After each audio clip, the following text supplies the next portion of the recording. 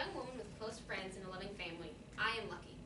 Lucky because I have a multitude of people in my life who love and support me.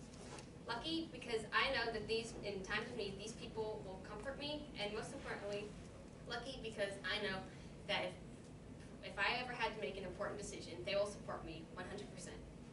However, unfortunately, others are not so lucky. When I first read Emily's story, I was appalled.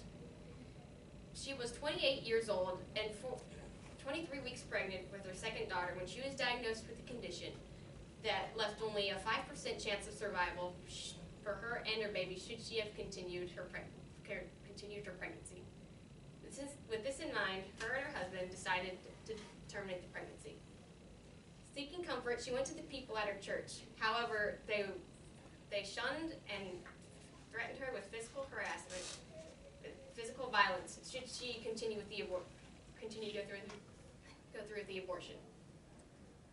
In the end, the harassment got so bad that on the day of her appointment, she chose not to go. Not long after, her liver started to fail, followed by her kidneys, and in a few days, Emily died. Her baby was delivered at 23 and a half weeks, however, did not survive more than a few hours after birth. I did not know Emily, nor did I know the person who took it upon themselves to share Emily's tragic story. However, I was nonetheless angered by the complete lack of compassion shown to Emily, a woman who had to make a difficult choice for not only herself, but her husband and her 4-year-old daughter, who she left behind. I was disgusted at how cruel people could be as to harass a young woman until she ultimately made the decision that would cost both her and her baby's life. It's because of this that I believe we as a society need to be more accepting to women who seek abortion. There are many reasons why some people are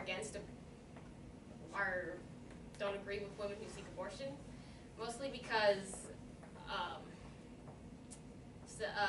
one reason is because they might follow be religious, and some religions say that life begins at conception, and that abortion would be murder. Others believe that it is solely a woman's responsibility to prevent an unattended pregnancy, solely because she is the only partner capable of becoming pregnant. Others believe that should a woman seek abortion due to a medical condition, she is selfish. Selfish because she is putting her own life ahead of her child's. I believe that these people who are against women who seek abortion are misinformed and need to be more open or more accepting of women who seek abortion. For instance, only 91% of abortions take place within the first trimester. At this point, a fetus would not be, even with medical assistance, a fetus would not be able to survive outside of the womb. So how could it be considered murder if the fetus in question is not fully a human life? Others believe, next, men should also be equally as responsible for unintended pregnancies, because not only should women have to keep up with taking their birth control pills, but a man should also have to be responsible for wearing a condom during sexual intercourse. Lastly, a woman who seeks an abortion due to medical conditions is not selfish. Earlier, I talked about Emily. It was Emily's cousin who shared Emily's story, and she described that people told Emily that a good mother would be willing to risk her life for her child. However, it is not only her child that a woman has to think about. She also has to think about a partner that she's leaving behind, other children that they may also be raising, and also women that are also family members that they would be leaving behind. It is crucial that we as a society be more supportive of women who seek abortion.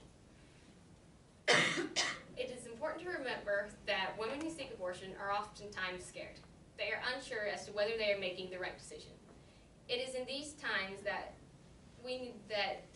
somebody needs to be there to help them through the process.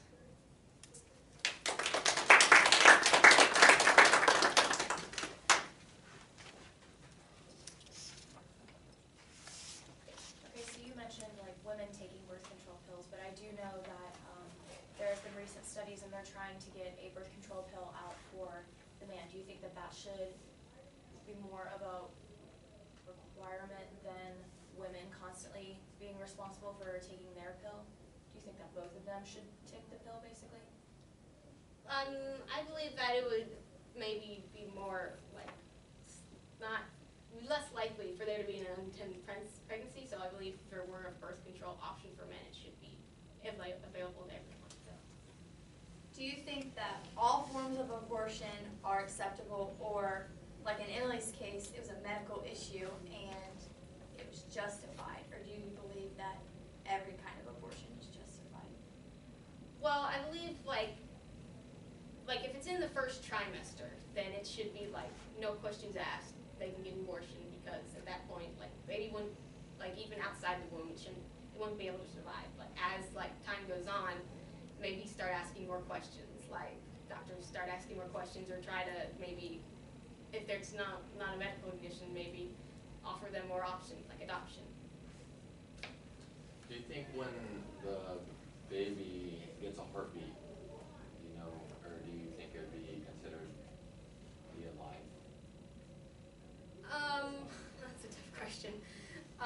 Well, I know that the baby's heart starts to beat near the end of the first trimester, but at that time it still wouldn't be able to survive outside the womb, even if it has the heartbeat, because it still needs like other organs. So it wouldn't be a full human, I guess I'd say full human life.